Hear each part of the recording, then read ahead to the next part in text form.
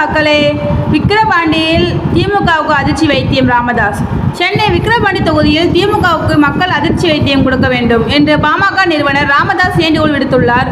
இது தொடர்பாக அவர் திங்கட்கிழமை வெளியிட்ட அறிக்கை, விக்கிரவாண்டி இடைத்தேர்தலில் திமுகவுக்கு ஏன் வாக்களிக்க வேண்டும் என்று கேட்டால் ஒரு காரணத்தை கூட அந்த கட்சியினால் கூற முடியாது. ஆனால் திமுகவுக்கு ஏன் வாக்களிக்க கூடாது என்பதற்கான 1000 காரணங்களை என்னால் பட்டியலிட முடியும்.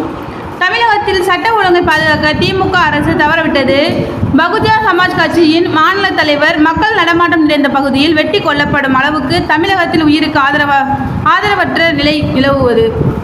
சமூக நீதியை நிலைநாட்ட ஜாதிவாரி கணக்கெடுப்பு நடந்த திமுக அரசு மறுத்து வருகிறது. வன்னியர்களுக்கு உள் இடஒதுக்கீடு வழங்கலாம் என்று உச்சநீதிமன்றம் தீர்ப்பளித்து 2.5 ஆண்டுகள் ஆகியும் இதுவரை வழங்காமல் ஏமாற்றி வருகிறது.